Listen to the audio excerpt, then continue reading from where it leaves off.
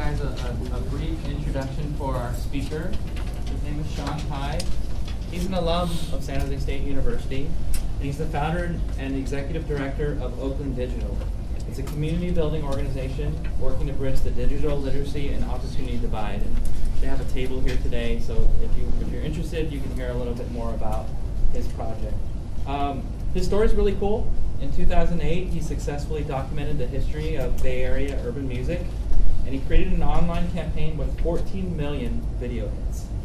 The project opened his eyes to a lack of positive role models and opportunities afforded to young adults in the East Bay inner cities, and he realized that it would play a large part in his decision to create Oakland Digital. So with his success in digital entrepreneurship, it led to the task of helping Oakland citizens use technology to succeed in their own ventures.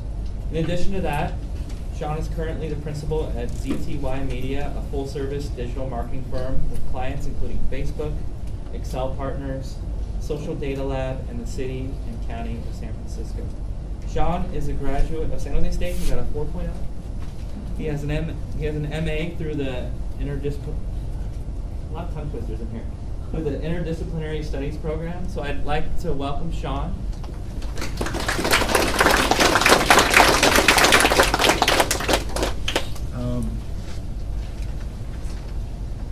Thanks, Joe. Round of applause for Joe, first of all.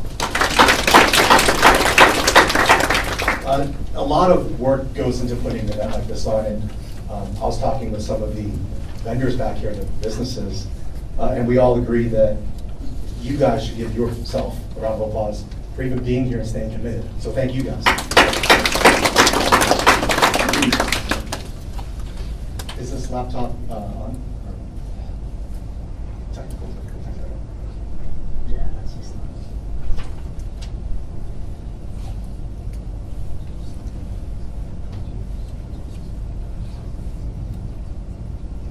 It's really nice that we're all healthy eaters, because I don't think anyone's eaten a cookie. I mean, seriously, I think it's like no one eats sugar here. It's great. So thank you, Joe, for the introduction. I'm going to be talking about networking, and the reason I have the work in parentheses is it shouldn't be work. Your career, what you're passionate about, should not be work. And really, it's not just networking, it's professional relationship building, and how I think it should be done the right way. Now, this is just my story and my kind of personal reflection of how I started Oakland Digital, and I'd like to share that with you today. So a little bit about myself. Like Joe said, I am the founder of Oakland Digital. It's a nonprofit in Oakland, and I'll get to that in the next slide. ZTY Media does digital marketing.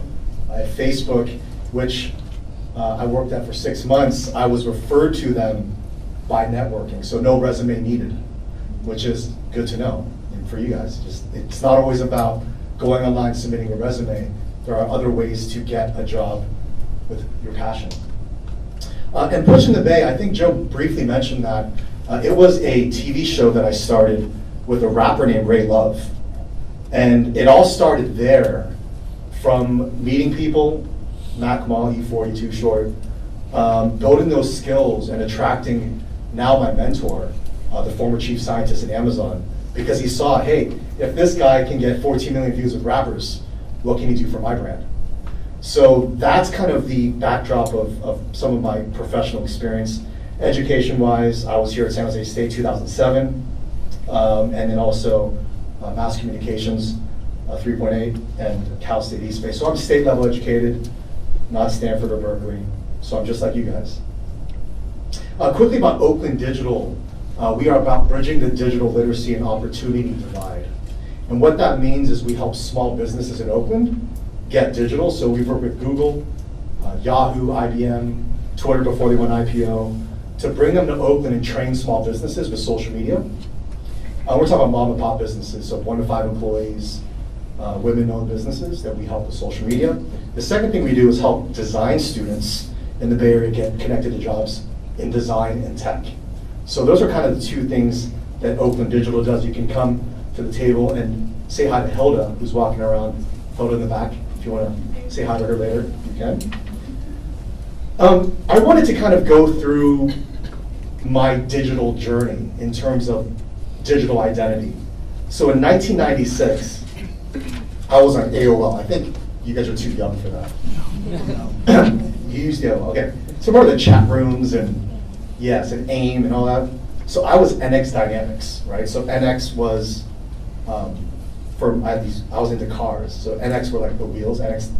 Nitrous Express was the nitrous kit I had. Team Dynamics were the wheels I had. So I was into cars. That was what I called myself. Then I joined Friendster, and I had a Pro Jetta, so I put Pro Jetta as my name.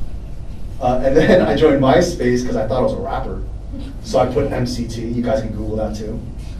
But the point is what is the common theme here, guys? Just shout it out. No formalities here. Passion. But what does everyone notice about these names? They describe Okay, good. What else? These are all social platforms. Well, they're not my name, so I'm anonymous essentially. It's just my hobbies. Then what happens in 2005? I joined Twitter. My handle is Shaun_Tai. Then in 2006, I joined Facebook. What is my name? Shaun Tai. And in 2011, Shaun Tai, Google+. What is this saying about the digital on and offline road? Anyone, just. Starting to get more professional in here instead of having a creative name to use it as like just for friends, but now businesses and companies are getting involved, so now it's a professional name and not just a Yeah. name. So that's great. I could have grown up a little bit, but I also think that the social platforms have gone from nicknames to now promoting your real name. I mean, think about before LinkedIn came out, we wouldn't even share a resume with our friends, and now they're public. So just getting the mindset of how digital has changed the way we network. Can anyone guess what these numbers are? And this goes for Target as well, because Target should be digital. And can anyone guess what any of these numbers are? First one, the 2,700. What's that? I'm What do you gonna got? say followers on Twitter. Lulu. Great. Oh, okay, I'm right. Lulu's, you're right. Yeah. Oh, okay. 1,885 is friends on MySpace. No. Dang it. Okay. I want to say 184 are probably AIM. No, Friendster. Okay, she's close, but I'm going to go ahead and leave the suspense open. Twitter followers, LinkedIn connections, Facebook friends, and YouTube subscribers. But again, it's really important to understand your own digital identity in this networking sphere. That's the concept here, is how has technology changed the face of networking? So when I meet someone, literally every person, I Google them. Does anyone do the same, or is that, okay, 1, 2, 3? Everyone should be. I was talking with the professor, or my mentor actually, and his thinking is that in the future, the near future, if you're Googled and nothing pops up, you're a shady person. Because what person that is professional does not have a digital presence? And that's pretty deep. So I just said, for example, if you Google your name here, Google your name tonight, and write down what pops up on the first page. And what I mean by that is the first one, .com, that's your personal website. Second thing I would write down is Twitter. Third thing I'd write down is LinkedIn and so forth. Because whatever pops up on your first page should be completely optimized. Does anyone have questions about what I mean by that? Is anyone confused? Okay, so do that tonight, and everything that you have should be optimized. And if you have your MySpace photo drinking that bottle, you probably should remove it or delete the account, and then the algorithm update in a few months. So either way, clean up your Google presence is a huge tip. And again, to phrase the third time, technology has really changed the way that we all network. And I was telling Joe, who I think is really awesome, by the way, we were talking about, how often I submitted a resume. And I said, I haven't submitted a resume in 7 years. Pretty deep compared to the old world where it's You submit resumes, you get a job. Go online, apply for a 9 to 5. And by the way, applying for a 9 to 5, it's not a bad thing either. It's just a different direction that I took. So what is networking? And this is just my personal opinion here. Building professional relationships that are 1, genuine, 2, mutually beneficial. And I was talking with you about that back there, about things that, relationships that are not just one way of giving me a job, but that are truly both ways, and you're mutually benefiting each other. And third, but I think most important, it has to matter. A relationship has to matter. Don't just do it because you're at this event. You should be networking, meeting good people on a daily basis. Building professional relationships that are genuine, mutually beneficial, and that matter. So, interesting. I think my mom bought me MC Hammer's first tape like in, I think it was in the early 90s, I'm assuming. I was always a fan, and I was able to meet MC Hammer in 2006, actually at Stanford, for my hip hop show. I was there with Quincy Jones III. Was anyone at QD3? Okay, so no hip hop fans there. But he was putting out a series called Beef, I think. It's a hip hop thing. And MC Hammer was speaking, and he was on stage, and he's like, "Man, I'm telling you, there's this new thing. It's called Twitter." And this is 2006. And he was with Chamillionaire and Mr. Fab on stage. And after that, I just talked to him. I said, "Dude, Hammer, I was born in Oakland. I love Oakland. I love tech. I love everything you stand for." And we just started talking, first on Twitter. And 2014, we're like good friends. So the idea is that he saw the passion that I really believe in, technology, community, Oakland. And so 3 to 4 times a year he comes out to all of Oakland Digital's events. Top left is me and him at City Hall. Bottom left is with us in the Oakland Mayor. The point it's just about being genuine. And someone, if it's MC Hammer or someone that works at Target, they can understand when you're being genuine. And so my number one thing here with this example is that if you're passionate about something, whether it's design or coding or probation or working at Target corporate, it's important to meet people that are aligned with your vision. And with Hammer, it was never, "Hey, I need a donation." It was, "I believe in what you do. Can you just teach me a little bit?" And it was his birthday 2 days ago. And so, we're good friends. So he's a really great guy. So why network? And as Joe and EOP has told you, nearly 3/4 of the current jobs are basically done this way. For me, it was 95%. Networking is smart work, so why not network?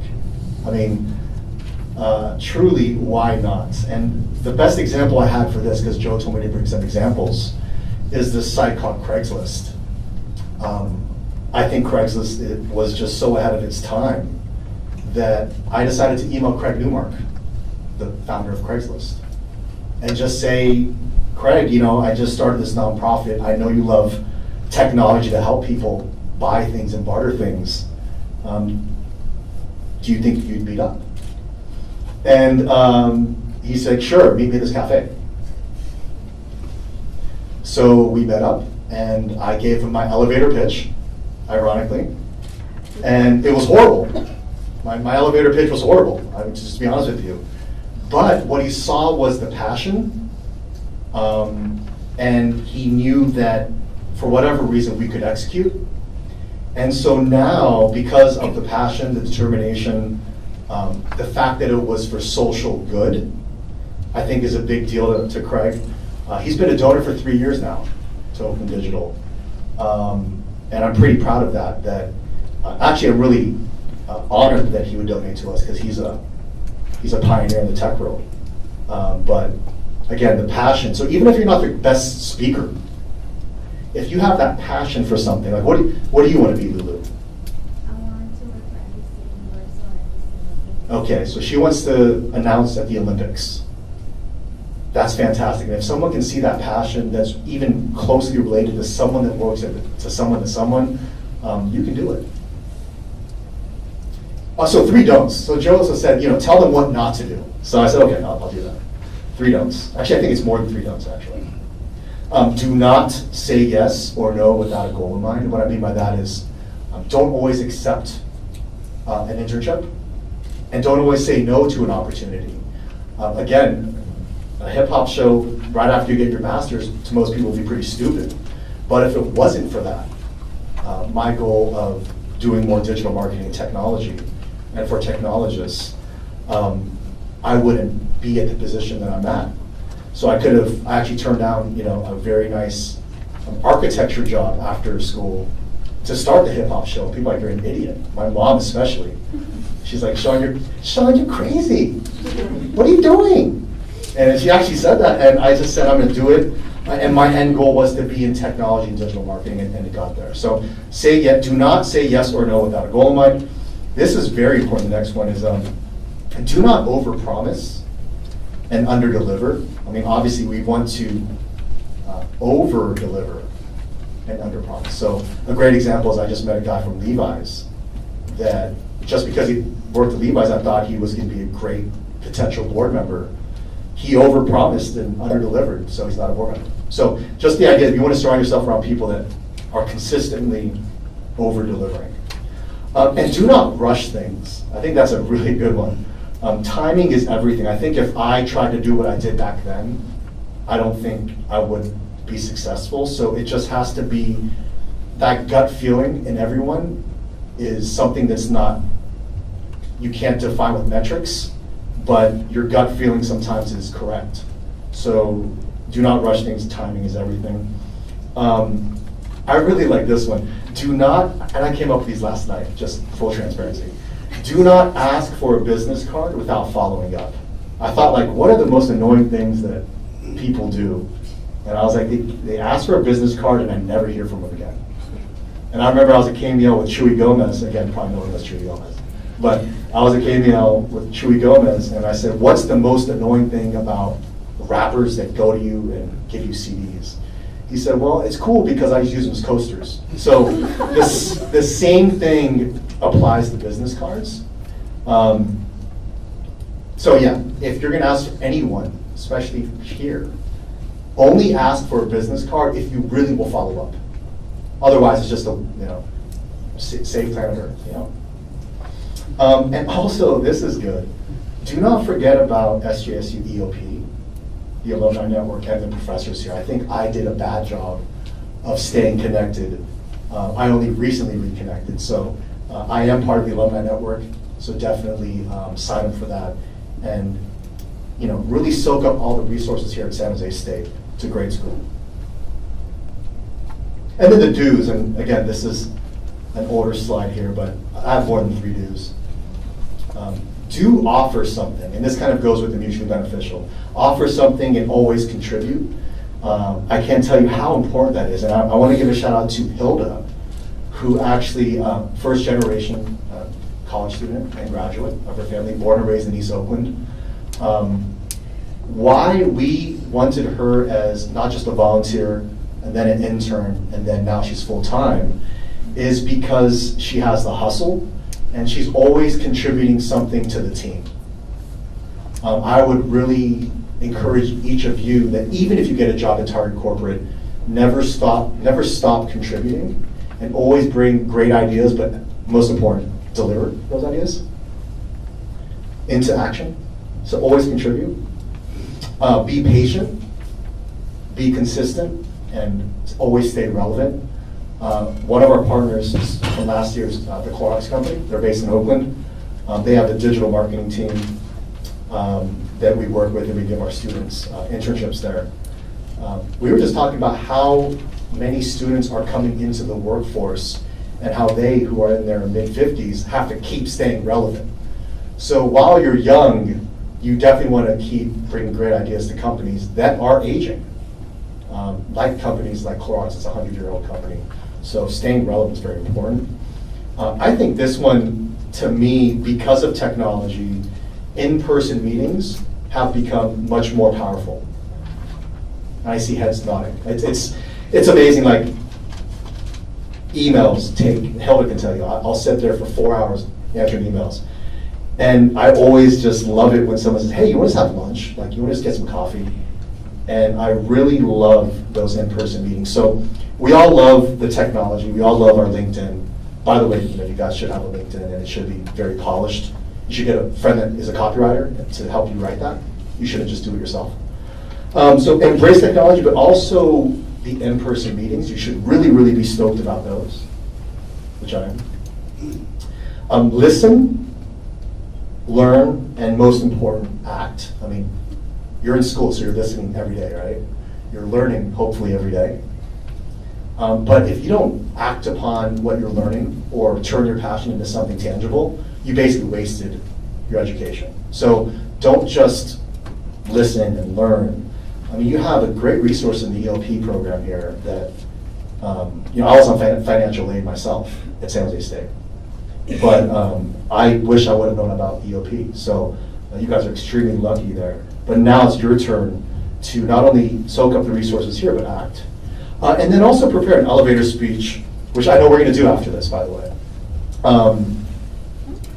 I actually put 3 different versions. Maybe not for today, but for you guys, you should definitely prepare 3 different elevator speeches. One that is 3 minutes, right? One that is 60 seconds, and one that is 30 seconds. I'll give you an example of a 30-second. Hammer invited me to his 50th birthday a few years ago. And does anyone know Salesforce, or is that, so this crowd is Salesforce, the tech company? Okay, a few people. Mark Benioff, does anyone know Mark Benioff? Okay. Well, Mark Benioff is the founder of Salesforce, but the point is I saw him at Hammer's birthday party, and Mark Benioff had made a donation. And so I have 30 seconds to thank Mark Benioff. So in that kind of situation where it's a party going on, and you can't hear, or you're in the club and you see like Bill Gates, you guys probably know Bill Gates, or something like that, he'd be in a club, yeah. But I think 30 seconds is good for those situations where you know you don't have time, but you should still have it prepared. The 60 seconds is literally an elevator pitch that we'll kind of go over today. And the 3-minute, I think, is like the coffee conversation, where maybe you do get that meeting with someone big like Craig Newmark, and you do have a few minutes. So I'll get 3 prepared. And more important than having those speeches, like understand the person that you're speaking with, and see, like, get a sense of what they want to hear. So if Joe said, hey Shaun, great, we're having coffee, and I'm really passionate about students. Even though Oakland Digital helps businesses and students, I wouldn't even talk about the businesses. I'm like, yo man, you want to get involved with Oakland Digital? We help students like at all the community colleges in Oakland. And that's what I would kind of come up with, and just to kind of entice them. And then of course, if I was with YNH Soda Foundation, another one of our funders, I would only talk about businesses because all they fund is small businesses. So then I would talk, gross income of 10% over 3 years. I'll get into the nonprofit speak. So you definitely have to have things prepared for different people, and also different lengths. And again, being genuine. It comes back into play here of speak from your heart, because people know if you just reading it off the top of your head. So actually mean it when you're saying it. And so my mentor that actually hired me after the hip hop show was Andreas Weigand, and I just wanted to thank him, even though he's not. He's alive, but I just wanted to thank Andreas because he believed in just a guy that loved hip hop and was successful with interviewing rappers. And so if you can find a mentor, I know this isn't quite networking as much, but 2 tips is, one is find a mentor immediately. It could be Joe, it could be Deborah, it could be Alberto, that's able to believe, that you believe in, one, but that also believes in you. Finding someone that believes in you, and to this day, he still believes in me, I still believe in him. And he's a donor and a friend, and you want to find people that are really passionate about what you're passionate about. So Andreas Weigand. And I'll find that you all in this classroom today, or this library, have the ability to inspire. You know, you have to take some risks. I know if you have loans or whatever, you might have to take that 9 to 5, but I really personally would love it to see more San Jose State students, especially EOP students, start more companies, think outside the box, and not just go on a website and sign up and upload a resume that you've sent to 20 other people. So start aligning yourself with the right team now, because you guys have the leg up. I didn't have a workshop like this, so you all have the ability to inspire your community. Thank you all. Round of applause for EOP. Last but not least, if you do want to email me directly, I would prefer you email me besides a business card, just so I can keep you on record and reply. Shaun@odalc.org, ShaunTai.com, @Shaun_Tai, Sean, and keep inspiring. Thank you.